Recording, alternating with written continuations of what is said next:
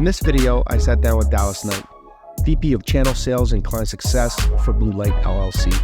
She's a combat veteran and intelligence analyst, and recently authored the book Shattering Reflections, a journal of her experiences while deployed in Iraq. Let's go ahead and dive into this incredible conversation with Dallas. Prepare to be inspired and perhaps moved by the remarkable life of the woman behind the words. I started my career at 17 joining the Army, and this was about 3 months pre 9/11. So I didn't really understand at that time what I was jumping into. Fast forward a few months, I became a part of a war-driven military, went off to training, and served 6 years in a combat tour, and decided I didn't really want to kick down doors and deal with that type of hostility anymore from a face-to-face standpoint. Plus, I was a single mom with a 2-year-old, and I got out of the Army. But what the Army afforded me was a contract position with the DEA as a National Guard analyst for a year, and getting my feet wet in that regard was such a blessing. Eventually, I walked out the door one day as a contract analyst and walked in as a Las Vegas Metropolitan Police Department employee, exclusively assigned to the HIDA under a contract there. And I wouldn't have been able to do that without the Army, so I'm very fortunate. So I was at the HIDA for just over 9 years, supporting narcotic investigations. And eventually I was recruited out by IBM to come represent the analytical platform in that suite. And so I felt like it was my way to be able to take all of my experience and understanding of the analyst workflow and help to contribute to it in a technology standpoint, essentially kind of being the liaison between the analyst and what technology is trying to do for our community. So at 17, I graduated high school, and I had no idea what I wanted to do with my life. I had not had the significant conversations with my parents about the importance of high school education or what that could do as far as providing a college education. And I didn't have the money to go to college. So my mom had made the suggestion that I go into the military. I come from a military family. My grandfather served and lived through 3 wars. I have an uncle who served during Vietnam, and most of my cousins are all in the military, have been or retired since. So it wasn't necessarily a silly notion. However, as a female, I kind of laughed it off. So I called my dad thinking that he would say, "Oh no, not my little girl." But unfortunately, he agreed with my mom the one time, right? So I entertained the idea, and I went down and I started having conversations with the recruiters. And also during this time, I kind of got this crazy idea that I wanted to work for the DEA. I wanted to be an agent though. But doing some research, I knew that I needed a college education, and I knew that I needed experience. They don't just take you right off the street, and even just a college education isn't going to get you there. So talking to the recruiter, he put the military police job offer kind of on the table. And through that, I realized I could get my college paid for, get my degree, and I would have on-the-job experience that the DEA was looking for. So that was kind of where I started to project myself. And as I mentioned, I did all of this and had all this mindset prior to 9/11 happening. So I was on hold for about 6 months before I went into basic training. And so during that time, I decided I could fit in a semester of college. And I remember waking up the morning of 9/11 and the radio alarm clock, because that's how we used to wake up back then. My radio alarm clock went off, and they were talking about a tower being on fire. Growing up in Las Vegas, they were building the stratosphere at the time, and it had caught on fire a couple of times during the build, and so that's what I thought they were talking about. So ignored it, got up, went and poured myself a bowl of cereal, getting ready to go to class, and turned on the TV, and that's when it hit. I remember calling my mom and telling her I'm going to war, and she kind of brushed it off. Oh, it's this, that, whatever. And the next thing I remember that day is I'm like, well, I have to go to class. So I went to class, and I remember walking through the college, and it was just ghost town silent. And that was the most eerie feeling that I had ever felt. And I felt that twice. The second time was actually during my deployment. But we can chat about that later, or you can read about it later. So yeah, I finished my semester of college in January, went to basic training, and I remember through training thinking, and never going through military training before, but still getting the impression and the feeling that they were definitely training us to go to war. The drill sergeant seemed very serious in times that it could have been maybe joked about a little bit, but they had a very important assignment. They were preparing kids, essentially 17, 18, 19-year-olds, to go and possibly give their life for our country.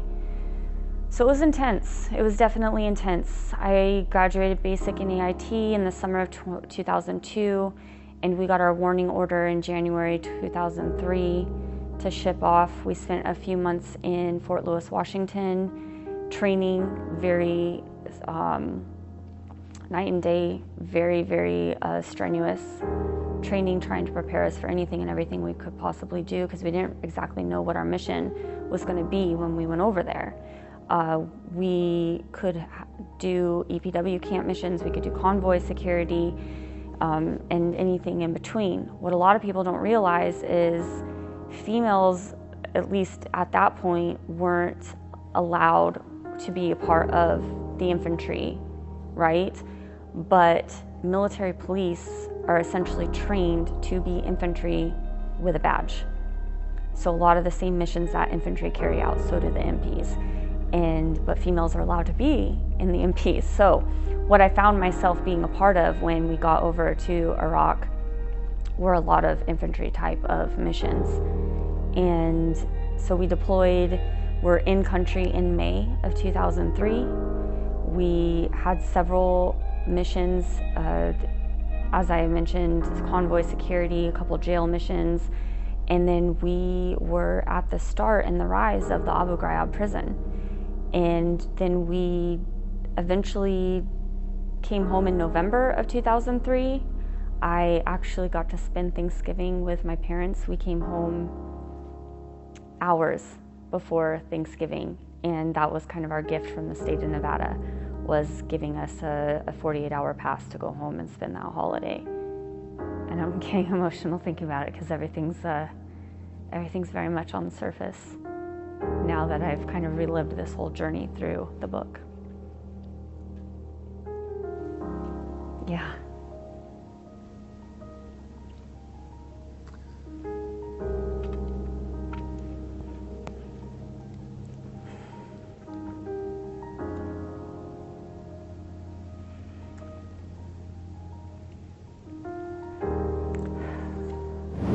So I still had in the back of my mind this DEA agent thing. However, I soon after coming home from deployment became a mom, and that drastically changes everything that you want to do and the risk you're willing to put your life at and decisions that you make, because that affects them, of course. So it's 2004, and through just networking, I found a position with the Nevada Counter-Drug Task Force as a drug demand reduction instructor, in which it was more like an advanced DARE program for 8th grade students.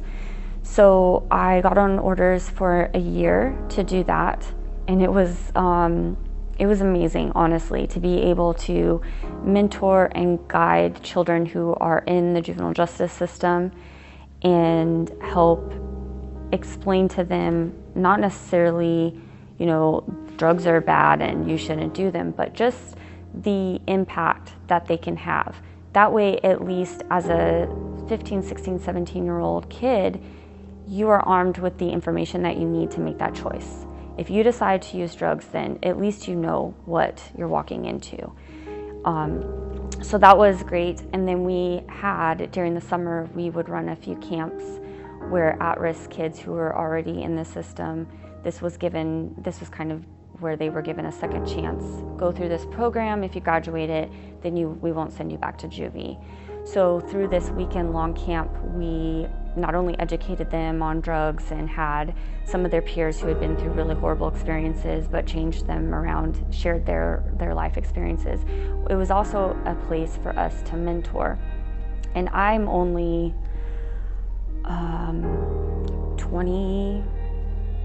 21 and 22 during this time, so I'm young myself, but given my experiences that I had already been through, it was essentially looking at some of my peers and saying, hey, you can get it too. I didn't have the best childhood growing up. I witnessed a lot of really horrible things. I lived with a single mom who relied on me to also take care of the household, so I wore like the mom hat instead of the big sister hat a lot of times as well. And I could relate to some of these kids. I easily could have gone down those paths. I easily could have not joined the military and ended up twirling around a stripper pole. Very easily. A lot of my friends and people that I knew went down those paths. No judgment, but I look back and I say to myself, it easily could have been me. So when I talk to kids or even young women who are drastically impacted by their childhood, by their past, my message often to them is, your past does not define you. You don't have to allow it to impact you. You can exceed and succeed in whatever you put your mind and body and spirit into. I did it, and I want you to do it as well. So back to my orders, I was going through all of this, and I overheard someone actually mention something about an intelligence position opening up. It piqued my interest. I wanted to know more. So I walked in. It was the Air Force chief that was working in the office, and I said, hey chief, I heard you say something about an intel position. Like, what is this? And he told me, well, they sit in the DEA building, they support the narcotics mission. It would be 1-year orders. You would go through some training, and if you were interested, you'd have to interview over there to make sure you're a good fit, and then we go from there. I said, sign me up. I want to go. So the next step was interviewing over at the DEA. I met the intel manager. I met the ASAC of the building, and they agreed that I would be a good fit. Went through training and then got put on 1-year orders there. So I sat with the DEA intelligence analysts. There were contract intelligence analysts, some detectives that worked at the HIDA as part of the Las Vegas Metropolitan Police Department, the Henderson Police Department, North Las Vegas, collaboration of all. And I got to be a part of that initial mission that I had kind of envisioned in my head at 17. Now at 22. So I'm 22 years old, living out this mission this view from 5 years ago, this dream from 5 years ago, but in a different perspective, where I'm the intelligence analyst now supporting the guy that's kicking down the door and taking down the bad guy. And I realized that's really what I wanted to do, and I realized I was really good at it. And I also realized that this was kind of an exit strategy from the military for me. Because I also realized that time, or 2006, 2007, things were starting to heat up again in Afghanistan. And I did not want to deploy with my 2-year-old being home and miss out on a year of his life. So I started talking and making arrangements for that exit strategy. And the first person I talked to was my manager at the HIDA, and I told him that I wanted to get out of the military, but I absolutely loved what I was doing and I wanted to stay in this position. And if there were any opportunities for me to do so from a civilian perspective, would he please take me into consideration? And he said, absolutely. 6 months later, he called me in his office and he said, we just got grant funding for an appointed position. You would be a Las Vegas Metropolitan Police Department employee, but you would be exclusively assigned to the HIDA. are you interested? And I almost had to laugh, right? Like, are you kidding me? Yes, I'm interested. He said, great. All you have to do is pass background and you're in. And again, I'm like, easy peasy. I hold a top secret security clearance with the military. I mean, it's basically just refreshing everything that I had done or been a part of, updating addresses and things of that nature.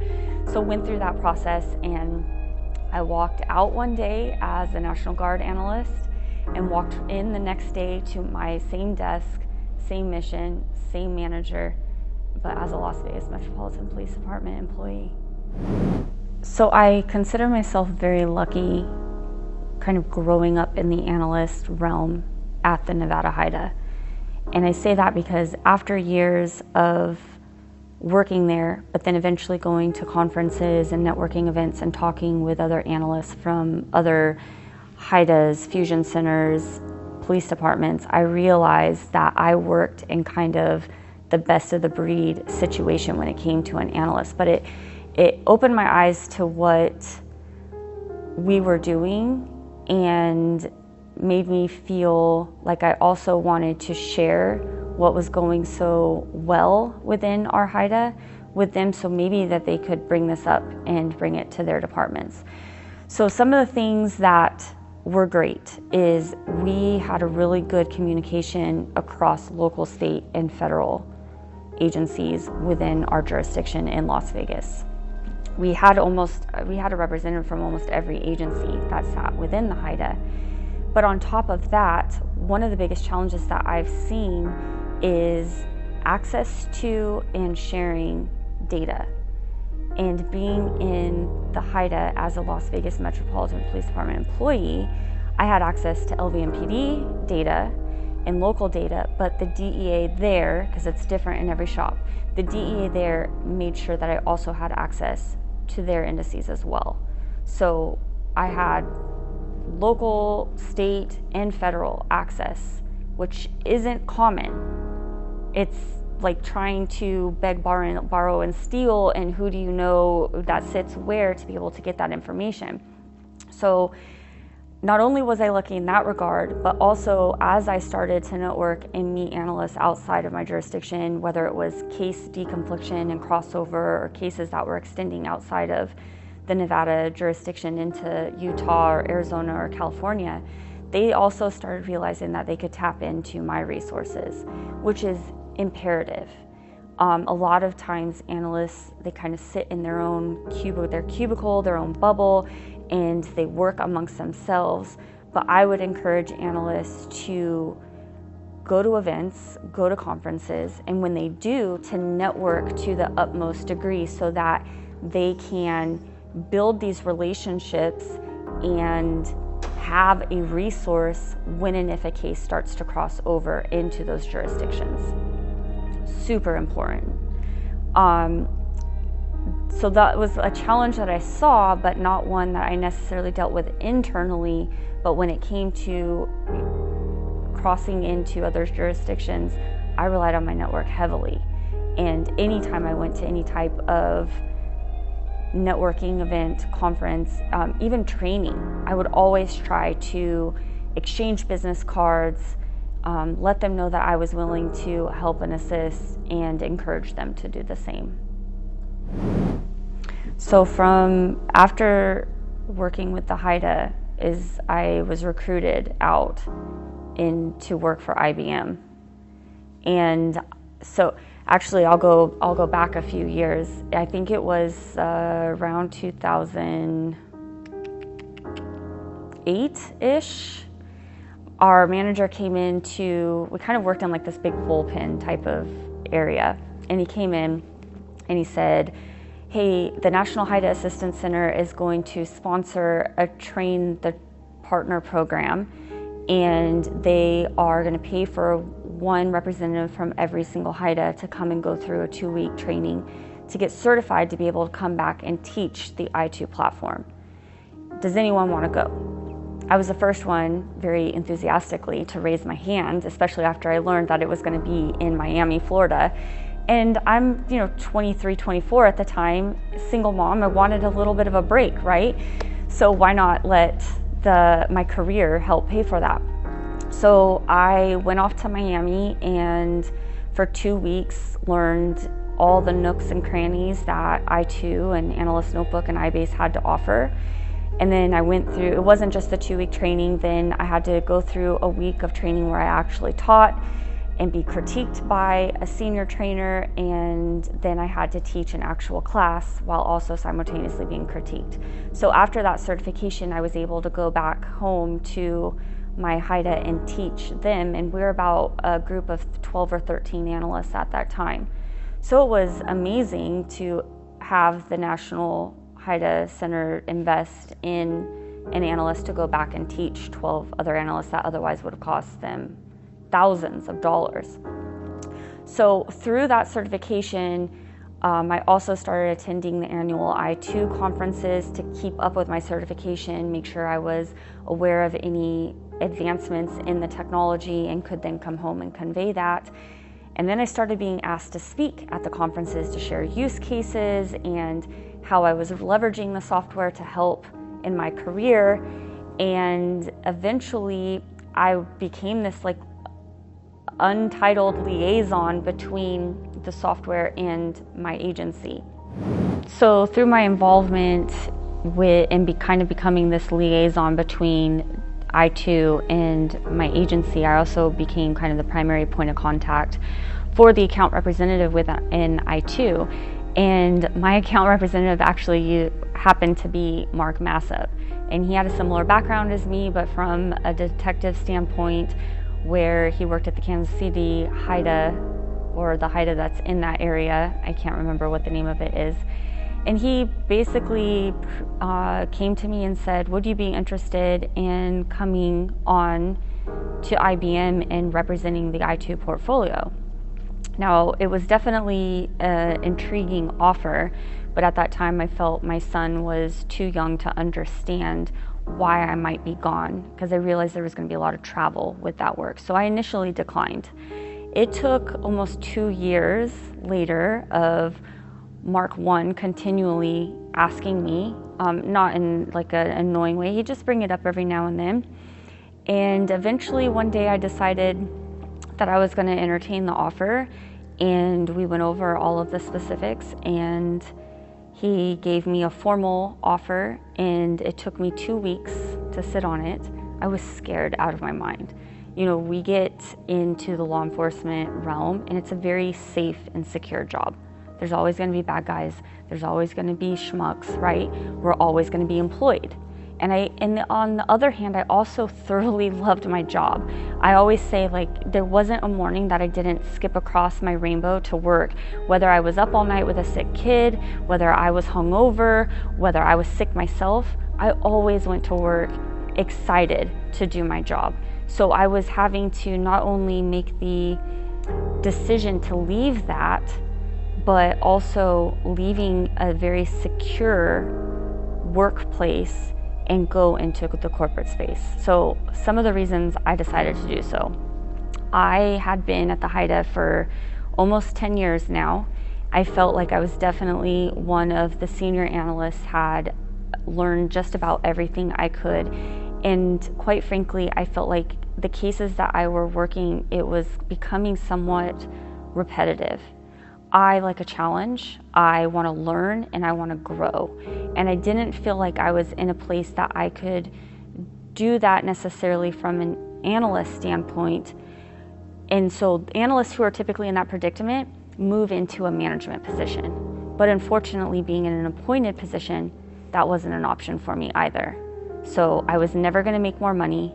I was never going to be able to promote. I was never going to be able to lead a team. And those were things that I had on my goal sheet.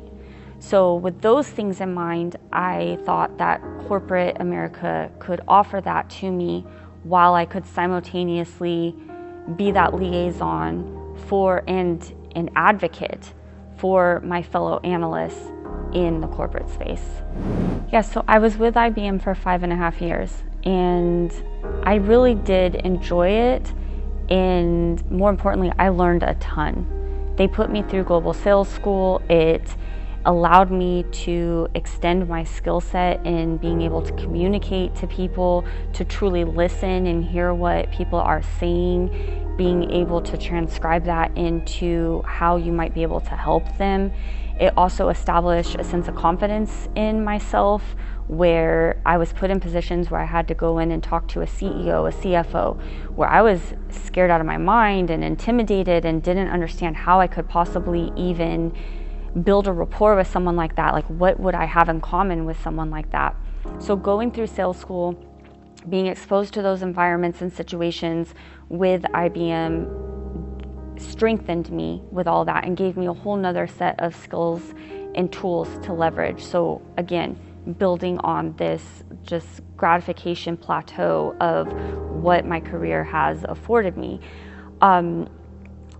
I too was kind of treated like the redheaded stepchild within IBM. They didn't understand where to put the software. I think initially we were under like the analysis division, and then we got moved to security, and I think there were 3 other moves in between those. They didn't really understand, and they wanted to pigeonhole the software.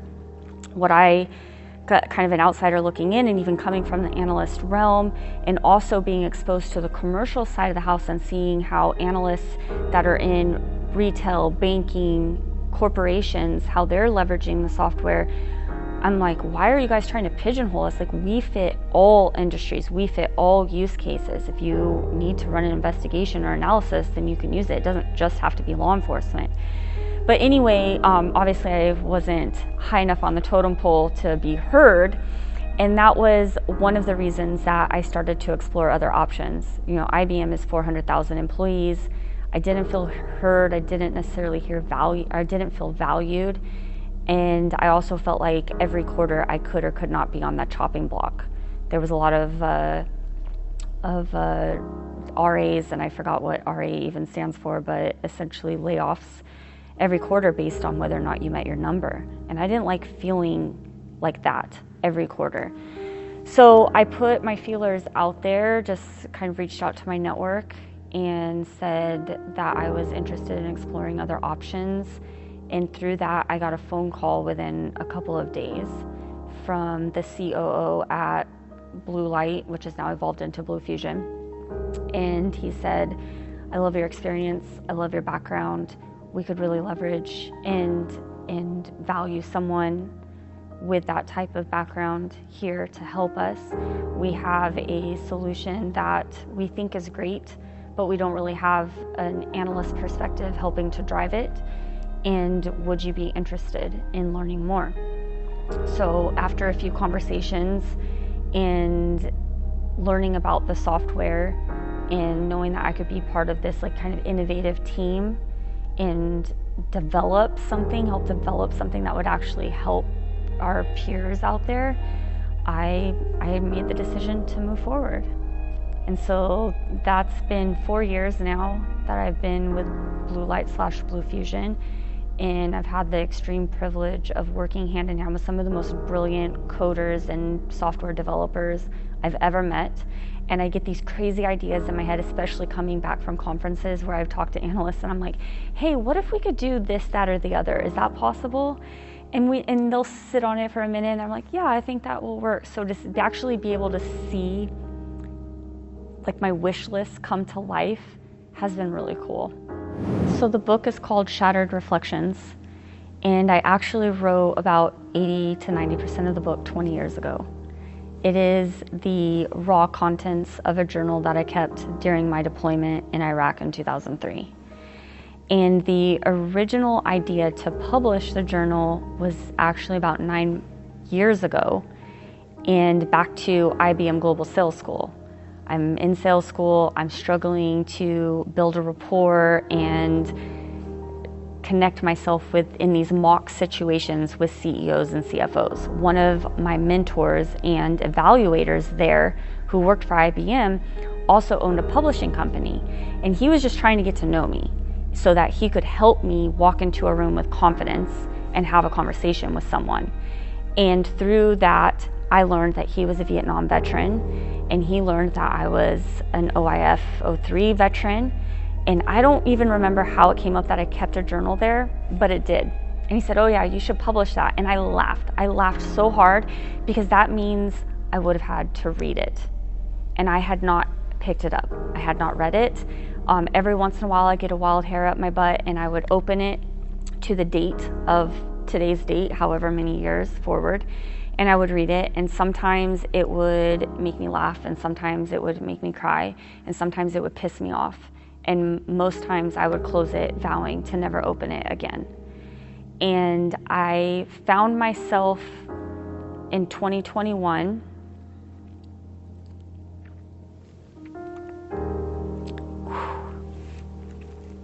broken, completely broken in every which way. The only thing that was really keeping me afloat was my career and my sons.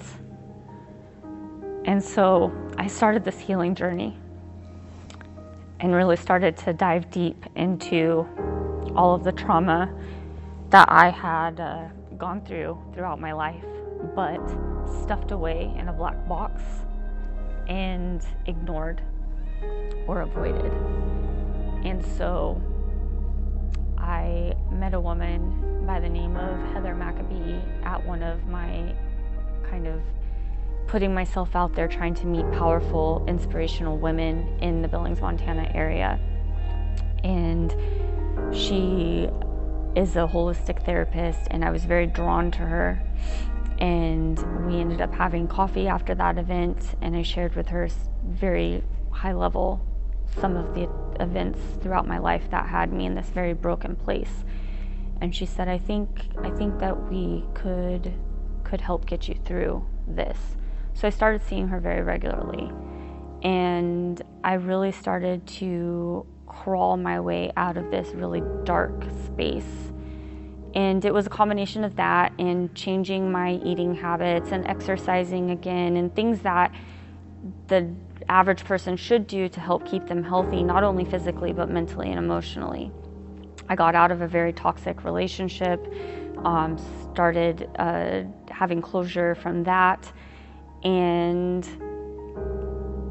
I can't pinpoint exactly when I made the decision, but I knew that part of my brokenness that was deep down inside as I started to unlock this box was stemmed from my military career and what I had endured during that time and through my deployment. A lot of it of which I had never talked about before. And even with the people that I was deployed with, we would only touch on a surface level and most times make jokes about it, laugh, and then move on to anything else. So I told myself I was going to transcribe the journal. I was going to read it, and the way I went about doing it was reading it and doing voice to text, and then I would go through and make sure that it copied everything right instead of typing. And what that did was force me to not only read it, but to say it out loud.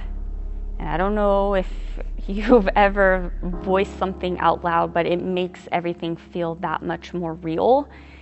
And so I started reliving 2003. And some entries were very hard to get through. But I told myself a couple of things when I started this journey of transcribing it. One, it was my journey, and I was on nobody's timeline but my own. I would not force it. I would not give myself deadlines. I would allow myself to get through it as I see fit. Two, I promised myself that if I felt like I needed help, I would ask for it. I wouldn't try and do it on my own. And three, I would allow myself to feel all the emotion that I had denied myself for 20 years. So if that meant completely breaking down and bawling my eyes out, then I allowed myself that grace. If it meant going to the gym and running it out, then I did. If I stopped and was pissed off and I punched a pillow until I ended up bawling my eyes out, then I did that. I allowed that frustration, that anger to come out, because for 20 years I've held on to all this emotion and stuffed it down. And it's very unhealthy to do that. And I was realizing that and going through this. So it took me 6 months to get through 88 journal entries. And when I did, I was then at this point of, okay, now what? What do I do now? And I went back and forth on how I wanted to structure the book, what I wanted to contribute to the journal entries, and I ended up giving a perspective of myself 20 years later. So you get 19-year-old Dallas in a combat zone, and then you get 39-year-old Dallas looking back at 19-year-old Dallas 20 years later. Her emotions, her feelings, her perspective, her insight, her context, and elaboration of the events. And the book also goes into what I was doing pre-deployment, what kind of happened after deployment, and then there's a reflections section where I just kind of take all of it and summarize what I went through and how it's affected me throughout my life. And I give some kind of key points on how someone who's gone through similar situations might be able to also get through it themselves. Well, thank you for the opportunity for me to share. And if I've learned anything, is that there is no courage without vulnerability. Brené Brown preaches this, and my journal and the book that it has evolved into is a written testimony of that. So thank you for allowing me to continue to choose courage and vulnerability, because it really is a choice. That's Dallas Knight, combat veteran, intelligence analyst, author, and friend. Thanks for watching this episode, and check out her new book. The link is in the description below. Click here to watch our other videos and let me know what you think in the comments below. And do me a favor, hit that like. It really makes a difference. See you next time.